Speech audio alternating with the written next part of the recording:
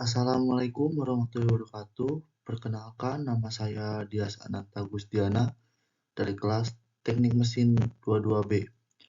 Di sini saya akan menjelaskan tentang extraction method.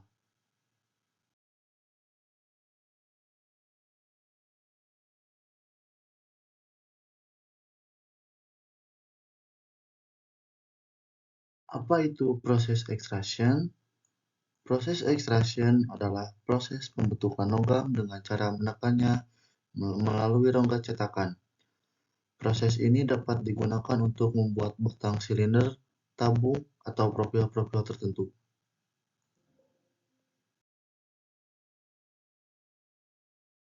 Apa tujuan extraction? Proses ekstrusi atau extraction umumnya digunakan untuk pembuatan logam yang panjang dan lurus.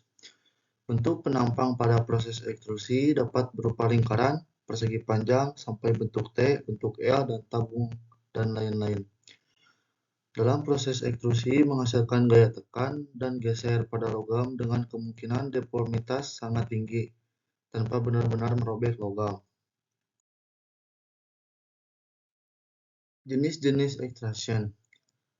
Extraction dibagi menjadi 3. Yang pertama adalah extraction ke dalam. Yang kedua adalah extraction keluar.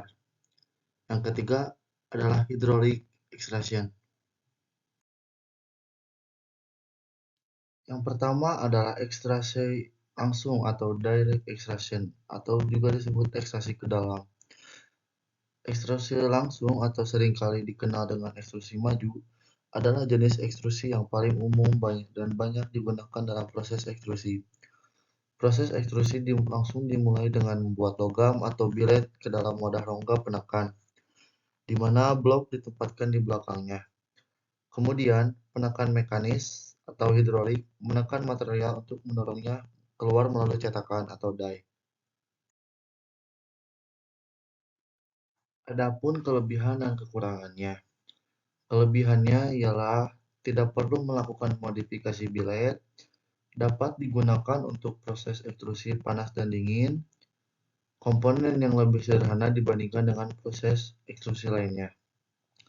Kerugiannya membutuhkan gaya tinggi karena terjadi gesekan, ujung logam tertinggal di dalam rongga, gaya yang dibutuhkan untuk mendorong ram berubah saat pendorong bergerak. Kemudian yang kedua ialah ekstrusi tidak langsung atau indirect extrusion. Dalam ekstrusi tidak langsung, cetakan terletak di ujung pendorong. Pada proses ekstrusi ini, logam dialirkan berlawanan arah dengan gerakan pendorong. Cetakan dipasang di sisi berlawanan dari gerakan pukulan. Dalam proses ini, logam dibiarkan mengalir melalui ruang anular antara pendorong dan kontainer. Adapun juga kelebihan dan kekurangannya. Kelebihannya ialah menghasilkan lebih sedikit gesekan, lebih sedikit daya yang digunakan, dapat digunakan untuk ekstrusi panas dan dingin. Kerugiannya ialah sulit untuk mendukung bagian yang diekstrusi, ram berlubang membatasi beban yang diterapkan. Kemudian ekstrusi yang terakhir adalah ekstrusi hidrostatik. Dalam proses ekstrusi hidrostatik ini menggunakan fluida untuk memberikan tekanan pada logam billet. Dalam proses ini, gesekan dihilangkan karena billet tidak bersentuhan secara langsung dengan dinding silinder atau pendorong.